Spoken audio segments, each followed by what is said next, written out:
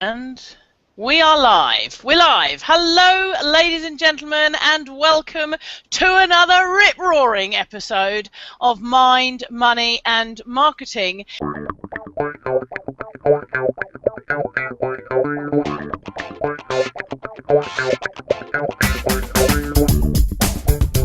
And I am super excited to be talking to our guest today. She is a lady from across the pond and has been a member of the SNA for a while, has got the most amazing website. I can't wait. You've got to click on the link below this video and go and have a look at her website because it's absolutely gorgeous. But I'm super happy and a bit excited and in anticipation, actually, of what she is going to share with us today. I'd like to welcome you, the lovely Julie Zommers. Hello, Julie. How are you doing? Hi. Thanks for that lovely welcome, Jo. I'm doing just fine. And just tell us, whereabouts in Australia are you actually now, Julie? Are you in Sydney? Yeah, I'm Sydney-based, and I was born here almost 60 years ago. So this has been my hometown. No way. I know. Oh, my God. And what's the weather like over there in Sydney at the moment? Because it's your summertime now, isn't it? It's hot. It's stinking hot today. Yeah, very, very hot. And I've got a daughter who lives in New York. So we've always got the opposite clothes on when we talk to each other. Yeah. Well, I'm heading over to Australia, to Perth, actually, this weekend. So, but you know what? This episode is actually going to be broadcast on Boxing Day. I haven't got any bling on, any Christmas bling on. Ladies and gentlemen, Merry Christmas. I hope you've had a lovely Christmas. I want some Christmas bling. I haven't got any Christmas bling. I can't believe I forgot my Christmas bling. Not to worry. We'll just be very good. We'll maybe leave the whole hangout with a bit of a Christmas tune at the end. How do you feel about that, Julie? Bit of a sing-along? Absolutely. So, you're going to be watching this. It's going to be Boxing Day. I hope you've had a phenomenal Christmas day and that you haven't had too much to drink and too much to eat and that you're feeling great. And we're going to be talking to Julie about some fantastic ways that you can move into 2014 as we go through this interview. But we're going to start. I'm going to let Julie introduce herself and tell you a little bit about who she is, what she does, and kind of what's brought her to where she is today. So, Julie, just tell us a little bit about you. Just in a nutshell, just like that. Okay. Well, I've done a lot of different things in my life, Jo, but I'll try and keep it so that it's relative to the listeners. I ran an offline business for about 20 years, writing and producing musical theatre shows. And that was really, really interesting, and it was a fun job. And then I had a 3-year break, and then I decided to get into the online world. And that was a massive learning curve for me because the marketing was completely different. So my old model of marketing was far more expensive than it is on Facebook, but it was just different. It was actually physically printing out pamphlets, posting them, spending tens of thousands of dollars on marketing, and whereas now, of course, it's different. But moving into that model online, of course, has come with a whole massive learning curve. So, yeah, but up to that point, what else have I got to tell you? I've done a lot of things. Tell us about what you're doing now, Julie. Tell us about your website and about what you actually do now. Okay. I'm an EFT practitioner now. EFT stands for the Emotional Freedom Techniques, more colloquially known as EFT or tapping. And this little technique I discovered in the 90s, the late 90s, when it was still very woo-woo, considered very woo-woo. In the last 5 years, there's a lot more scientific research being done on why it works. Because like everything, we live in a proof-based society, so people want to know that it works before accepting that it works. But anybody who has had an experience with EFT or any practitioner certainly knows it works. And what it does is it shifts, we all want to do something, and there's a reason why we don't do it. And that bit in the middle is what EFT can work with. And so, say, for example, one of your SNAs might really want to, open a business, and no matter, they get everything ready and everything, but they put off that actual opening it for some reason. And that's the reason, that core belief that they have that they're not good enough, which is a very usual one, or that, they're going to be laughed at by their friends if it's a failure, or, or that it'll be too lonely, they'll be taken away from their family if they build their business up to a certain extent. All of those reasons is what we tap on. We acknowledge those fears or those feelings, and we tap on, various meridian points in our body to dislodge that fear, if you like. I'm not explaining this very well, am I? But the technique is... No, it sounds good, yeah. The technique, like I say to people, I don't know how an email arrives over the other side of the world, but I know it does. I know if you focus on a problem or an issue, so the issue may be, I feel like I'm treading water, I'm not getting anywhere with my internet business, my online business, you would tap on that and accept that that's how you feel, because most of the time we push it down. We push it down with all the overs. All those fears we've got, we push it down with the overeating, the over-drinking, the over-gambling, the over-shopping, the over-watching TV, we shove it down, because human beings will do anything to put themselves out of pain or to acknowledge what's going on, because they have this voice that says, I shouldn't feel like this. And so they push it down. What tapping does is bring it up to the surface and say, even though I feel like this and I'm really scared about the next step, I love myself anyway. And when you can come to that point where you're up to right here now today, when you accept that is when you can change.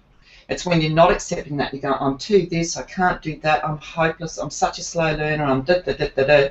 That's when all your energy is pouring into that, and it's not pouring into going, you know what, this is where I am and I'm okay. And now, let's see if we can introduce a few little things that are going to change my experience. How has this specifically helped you then? Because I imagine with things like becoming an EFT practitioner, it's because of your own experiences in using something like this. So how has this helped you in your life? Oh, definitely. Yeah, it's helped me immensely. And I use it on a day, not every single day, obviously, but I use it on a daily basis. It's just a tool in my toolkit, and it can deal with anything that I call a normal reaction. Like grief, when you lose your parents and things like that. It doesn't mean that you clear out all your feelings so much that you end up being this shallow robotic person. You've still got feelings, but perhaps, how I can put it this way, you can refer back to a memory without feeling like curling up in fetal position and sobbing. You remember it sort of in a more gentle way, or a grateful way, rather than it really marring your life. But how I've done it in my general life, how I've used it, definitely with my online journey. There's times when I've just wanted to hurl my I hope you don't think I was going to say hurl myself over a cliff. No, hurl your computer, I was hoping you were going to say. Yeah. And just beat myself up big time and go, oh, God, you're just an idiot. And it's those times where you've got to go, even though I'm not liking where I'm up to at the moment, I'm still a good person trying my best. And it's a very calming technique. And you can do it anywhere. You can, you're not obviously going to sit on a bus and do this because people would think you're crazy. But you can do it in any, or especially the under the arm one. That's very special. That's a real monkey one.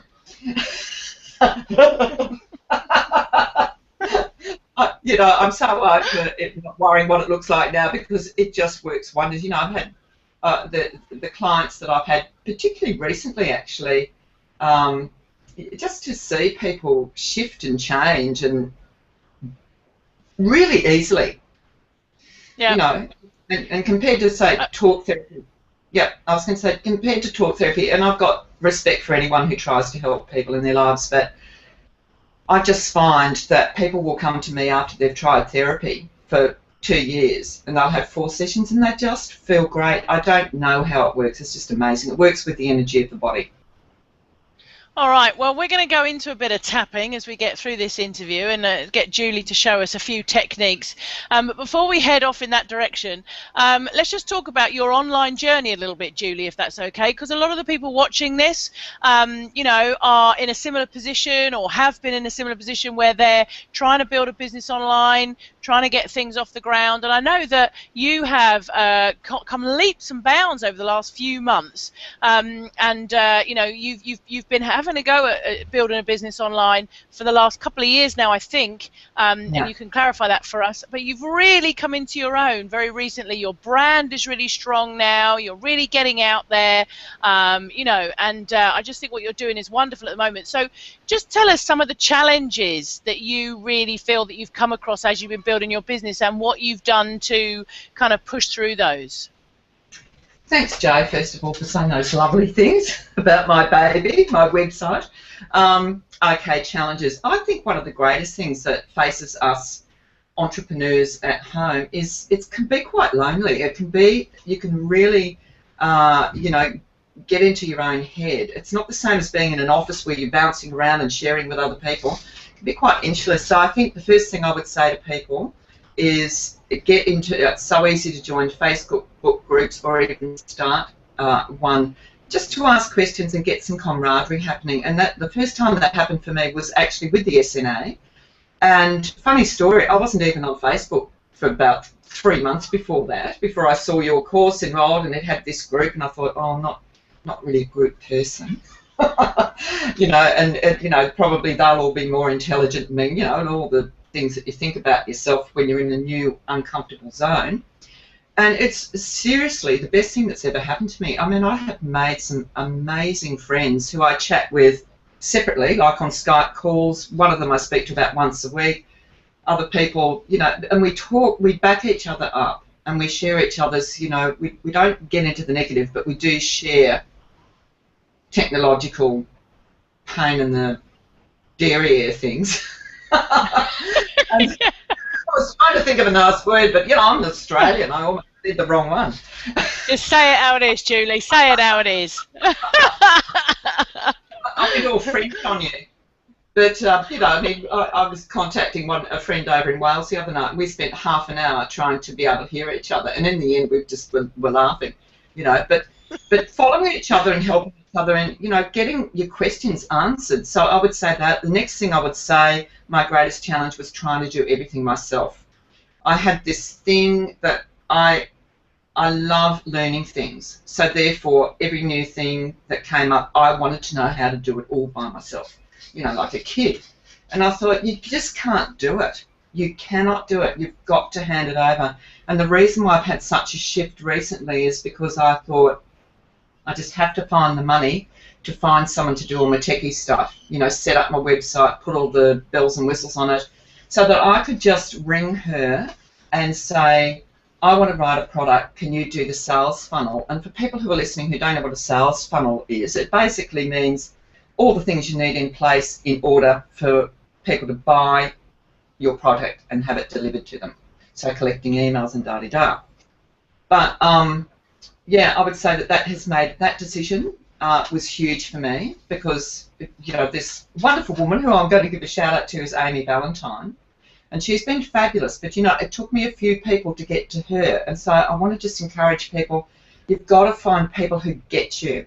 You know, you've got to find people who really get your message and what you're trying to do, and find people that are available, because when you are working on a new product or anything, you don't want someone to get back to you in 3 days. You want them to get back to you within 24 hours, because, you know, and Amy's great. Sometimes she gets back to me in 5 minutes if we both happen to be online. But get someone that you can trust that gets you, and hand a whole lot of stuff over that you don't like doing, and you don't need to learn how to do it. So that's the next thing. And the other thing I think is, burn your perfect cape. You know, okay, that sounds good. Yeah. Just get rid of it. You know, you don't have to. So for the first probably year and a half online, I just didn't put anything out there hardly, because it wasn't good enough. And I've really changed my attitude with that. And it's not like I've got sloppy or anything, but I still want to give people really good stuff. But somebody who's in the midst of anxiety and they read a book and it's got a couple of typos in it, and, you know, one of the margins on one of the pages that it's been impossible to get right is moved a quarter of an inch to the left, they're not going to worry about that. They're going to worry, you know what, my focus has changed from I want everybody to think I'm really great to what can I do for who's out there that's my ideal client, and it's completely shifted my business. And, you know, I do really dumb things on my Facebook page sometimes just so that it's not me and them, so that it's us. They know there's a bit of silliness. Occasionally I'll put things up saying, you know, I don't understand the way people behave sometimes. What do you do when this happens? So that, you know, it's a conversation. So I don't know what else I can say to help people, but that's pretty much it. Yeah, it's funny you said about burning your perfect cape and, you know, getting things wrong, because literally just this week I've sent out an email inviting people to a webinar, and I've put the word learnt and I've spelt it Learnt as opposed to Learned, which I think is the actual correct spelling as opposed to the Learn. And I've had an email message from somebody who simply put, it's spelled learned. And I've gone, oops.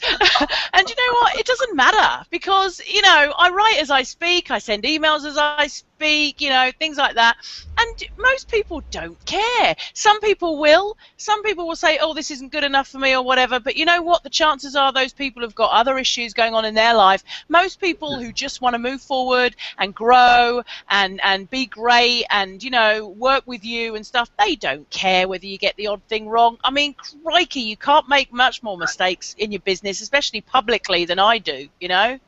I'm always making them publicly. But that's half your charm, Joe. I mean, that's why, you know, like when I get an email from you, same with Chris Farrell, you feel like you're getting a letter in your inbox, and a couple of times I've read it and thought, is she just sent this to me? Because it's your voice. And I think that's the thing. You know, I did the Marie Forleo business course a year back, or 6 months, I can't remember. And one thing I found is that people really copied each other's branding, to the extent that, like, the opening of a video would be exactly the same, you know, zap in, zap out beginning that Marie Forleo has, his sort of signature thing. And their voices sound the same, and there's, you know, a lot of them sort of have taken up this thing of really swearing and that, and I just thought, I can't hear your voice, you know. And the people who sometimes have the daggiest websites or the most disorganised YouTube pages or something, if I love their message and I love them, I don't really care if they've got a funky intro or that, because they're genuine. So I think, you know, people have to be themselves. Just got to be yourself, you know. And some people want to have lights, camera and actions, and some people want to stick on their headphones and sit on their balcony in Thailand, you know. Absolutely. Love it. So, Julie, let me ask you though, because I know that on your journey, you've had moments of self-doubt. I know that absolutely categorically because of some of the conversations online we've had and stuff, and, you know, some of the questions. And yet, you are now reaching this fantastic point of confidence, you know, and you're doing these interviews and you're out there with this amazing website. And so I know a lot of people, you touched on it a bit earlier, and we might even do a little bit of tapping if we can in a bit, but you touched on it earlier, that, you know, where people do have this massive self-doubt when trying to build a business online. What are some of the things you've done to, again, push through that, to get through that kind of major self-doubt barrier? I think the biggest thing was handing over all of the stuff I didn't want to do, and not all of it, obviously. Financially, you have to do that step by step, and that changed my day-to-day experience, because I didn't sit there frustrated every day feeling like I was treading water. So that's the main thing. Tapping, I really started to go, look, you better start walking your talk, because, you know, you're going to be the tapping queen, so you better start applying it on the business.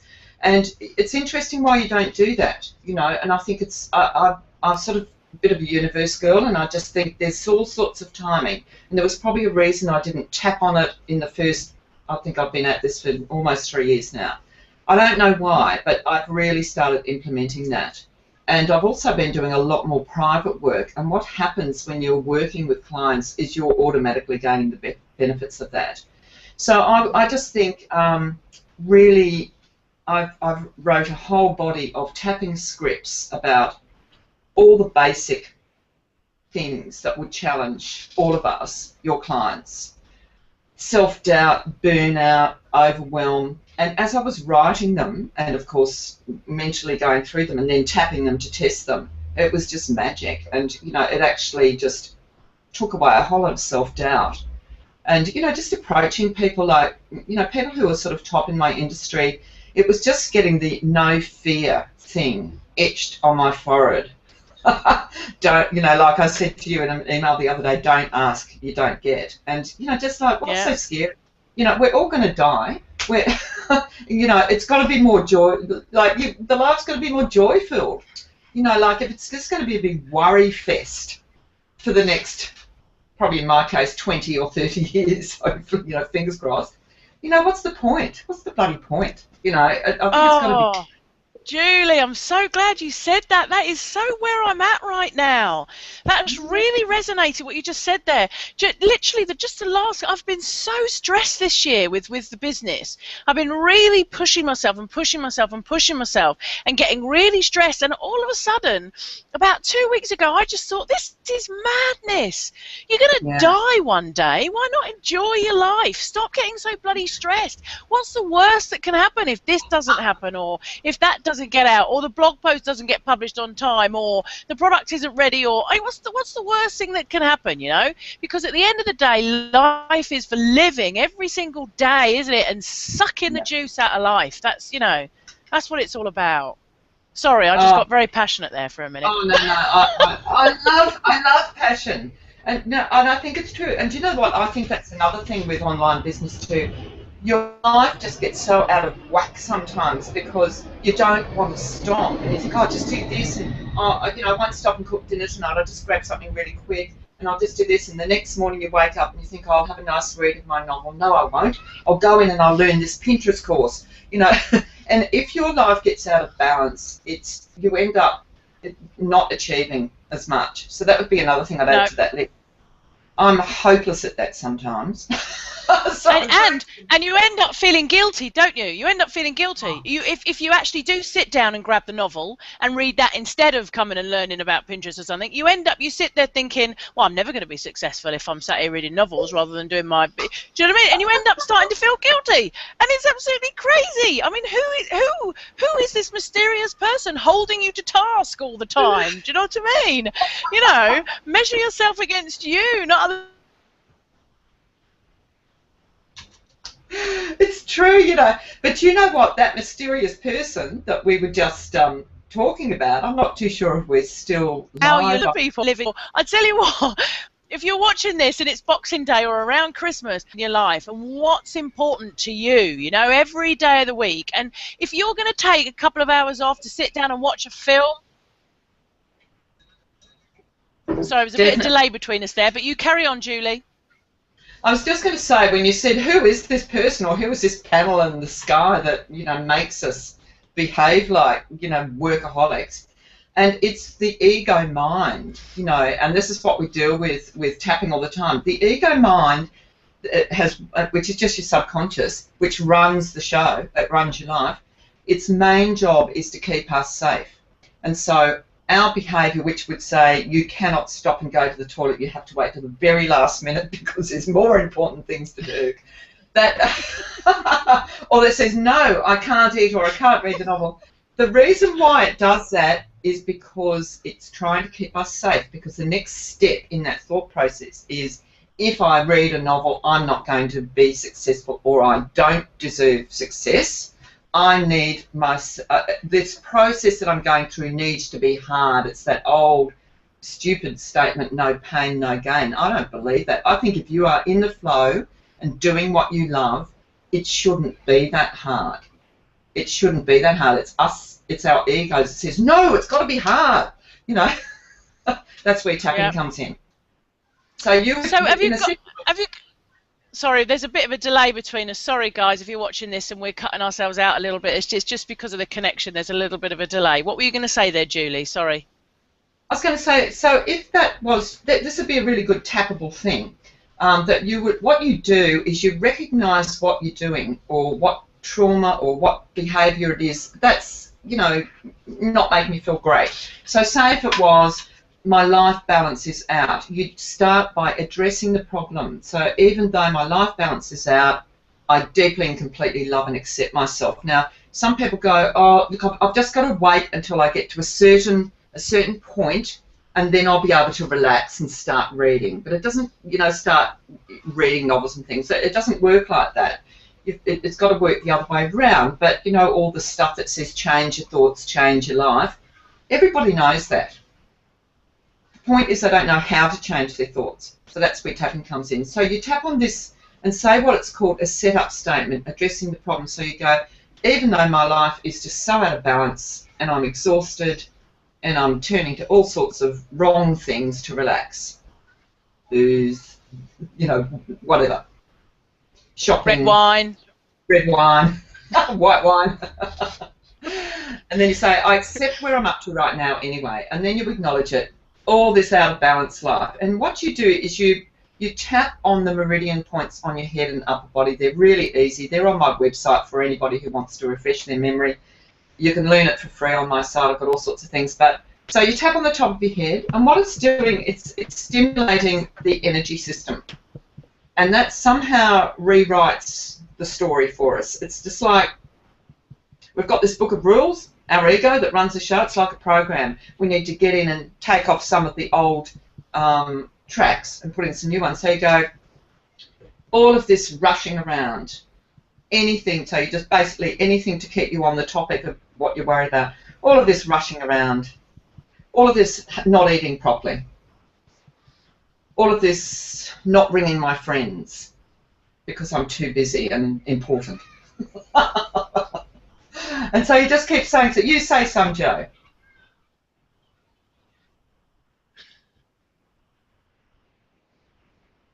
You there? Okay, I'm going to keep going. So all of this out of balance life, making me tired, making me stressed, making me anxious. Are you with me, Joe? We just cut out for a minute there. Yeah, we did. We cut out, unfortunately. But yeah, so yeah, we've gone from tapping down the all points, down to the balance life. Yeah. Yeah. And then you go, all of this life out of balance, it's making me tired and anxious and cranky. And there's a point under you, just on your bra strap, which is interesting if you're a man. So just in line with the nipple, and then in a wrist point, and all of this stuff that's making me suffer. So that's addressing the issue. Now you might do that a few times until you're sort of feeling calm. And I should have said before you start, you usually give it on a level of 1 to 10. You're saying, how much is my life out of whack at this stage? You might say, look, it's just totally ridiculous. So that would be a 10. Or you say, it's okay, but it's not great, that'd be 5. And then you start putting in positive suggestions. So you go, even though my life has been out of whack, I'm choosing to get some balance. And you do that 3 times. My life is out of whack. I'm choosing to get some balance. So you're toing and froing between the negative and the positive. You're just slightly suggesting to your ego mind, this is the way it's been, but I'm going to rewrite this little bit of my rule book, if you like. And so you're going, I don't know if I can relax. I've got too much to do. You know, I've got too much to do. I'm going to choose to take out some time for myself each day. I'm going to take baby steps. You know, so you're thinking out loud, basically. Just thinking out loud. When you've done that, all sorts of objections will be thrown up by your ego mind about all the reasons why you don't deserve to take an hour off each day, which is ludicrous, but we all do it. And then you would choose to put in positive, all positive. So it's like, here's the wound, here's not what's working, we're going to acknowledge it, we're going to clean it out by addressing all the negative things, and then we're going to put some lovely ointment on it. And the ointment is all the positive statements that you're choosing from now on. And it's amazing how it kind of rewrites a little program, and it just, the next day you're going to get up and feel quite comfortable taking a bit of time out. Yeah. I hope that's helped.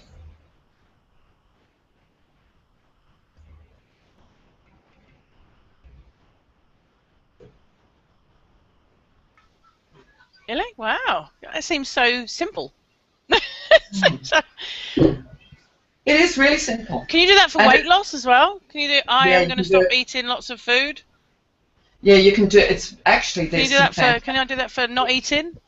yeah, because not eating too much has got nothing to do with food.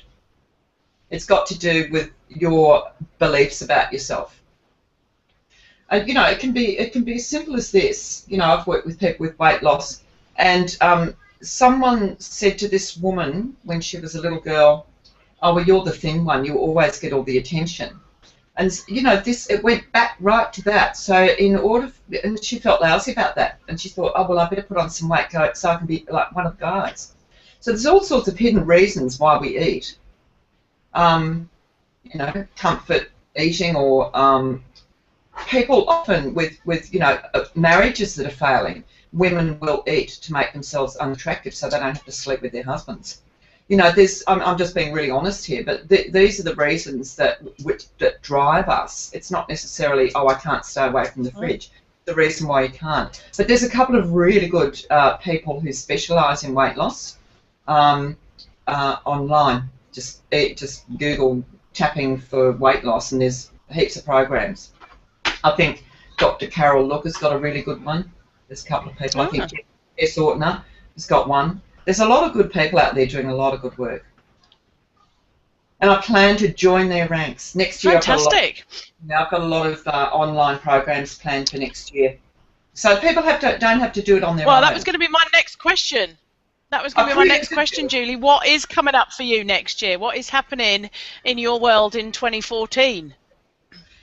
What's happening is just creating really safe spaces for people who want to change to work in online programs, and it'll probably be a combination of a weekly webinar and a private Facebook page, and a set of videos for them to work their way through to clear out stuff around eating. So one of the things that I'm doing is on loneliness.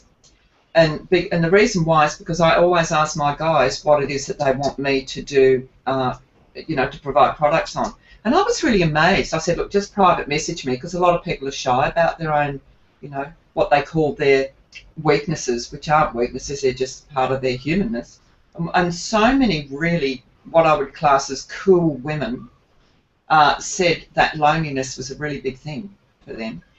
And I find that really interesting. I think loneliness is a really hard thing in our society, and it doesn't belong to old people who have lost their spouses. People can be really lonely within marriages. People can be really lonely within extended families because their family just don't get them for some reason. They've still got them sort of classed as that little person they were, 30 years ago. So, I'll probably do a course on that, and definitely one on confidence, because I've written a book on confidence, Truly, Madly, Deeply Happy, Confident Woman, and I want to continue on from that so people can not read it and shelve it. They can read it and do stuff with it. And I think community, it's going right back to what I was talking about at the beginning, going right back to that, not only burn your perfect cape, but burn your solo cape. We're not meant to do things on our own all the time. It's too hard. It's taken me nearly 6 years to learn that. It really has, because you're younger than me, but to any baby boomers that are out there listening to this, we had really stoic mothers, and their credo, their mantra was, if you can do it yourself, no one else is going to do it. From cleaning to everything. And it's a bloody hard act to follow. And, particularly if you want to have a career, you just can't do it. You've got to get other people to do what they love doing so you can do what you love doing so you can give your best to the world. That's pretty much it. Great piece of advice there. Now, Julie, when we get to towards the end of an interview, I always like to ask my guests if there's been something along the way that's really inspired them. If there's been maybe a film that you've watched, or a book that you've read, or a person that you've followed, or a quote that you've heard, or something that's just really inspired you along the way that you can share with our audience in the hope that it might inspire them too. Is there something that you can share with us today? Can it be short and sweet? Absolutely. I read this quote the other day. Can't acknowledge the person. I don't know where it came from, whether it came out of a book or whatever. And it was simply this: don't look where you don't want to go. And I just thought that was great, because I don't mean, go and blow all your dough and then can't pay your rent and be irresponsible. But I mean, there's two choices in life, and we terrify ourselves most of the time with we catastrophize about the future. And I see it all the time in my practice, people freaking themselves out. And, I do it too. But I really love that quote, because it was just like, if you don't want to see yourself with a beanie on sitting in an alleyway warming your hands over a little fire when you're 80 because you haven't got any money, don't look at that image. Look at the one where there's a whole bunch of people sitting in their houses all around the world leading really happy lives because you've contributed. That's the image to hold in your mind. And I used to do this when I was writing shows. I used to literally shut my eyes and visualise for every show the audience just standing up and wildly clapping. And it just I don't know if it's law of attraction or you can read into it whatever you like, but it works. So don't look where you don't want to go. Don't feed the beast. Don't give it any energy. Don't give it any energy. That's it. Yeah. That would be very good, very good. And that would be your quote. Thank you, Julie. That's very good. And where can people find out more about you? Where can people connect with you and come and say hi and find out more information? Just truly madly deeply happy, or oneword.com. And on that website are the links to everywhere: the YouTube channel, Pinterest, the iTunes, the weekly show. Well, it's actually, I have to shamefully say it's become a monthly show at the moment. But we do our best. So all the links are there. So it's just truly madly deeply happy .com, and that will get them all the information that they need. And there's a link on there to the Facebook page and everything, so it's nice and simple. Fantastic. So that's trulymadlydeeplyhappy.com. Ladies and gentlemen, go and check it out. What a wonderful episode to have on Boxing Day, just as we're hurtling towards the new year. Gives you something to think about. And I'd just like to say, give yourself a break this year. Why not make 2014 the year of lighten up on yourself a little bit? Giving yourself a bit of a break, not taking life too seriously, because it is short. We only get one crack at the whip here, live life every day, have fun, enjoy it, and go to trulymadlydeeplyhappy.com to ensure that you make 2014 your truly madly deeply happy year. That's what I would say. And I do apologise that we have had a few connection issues through this episode. It's been a little bit bitty in parts, so sorry about that. We'll try and sort of put it together in the recording as much as we can. But thank you very much for listening. Julie, thank you very much for joining us today. It's been absolutely fantastic to talk to you. Really interesting stuff. And it certainly opened my eyes to tapping, actually. I've never really known what it is. So it's been interesting to talk to you and understand a bit more about it. So thank you very much for joining us today. Thanks for having me, Jo. It's been a pleasure. All right, guys. Well, thank you very much for joining us. You have an amazing new year. Merry Christmas. Happy New Year. Have a fantastic time with your family or friends or wherever you are in the world. And we'll see you next week for another fantastic episode of Mind, Money and Marketing. Speak to you again soon. Bye-bye.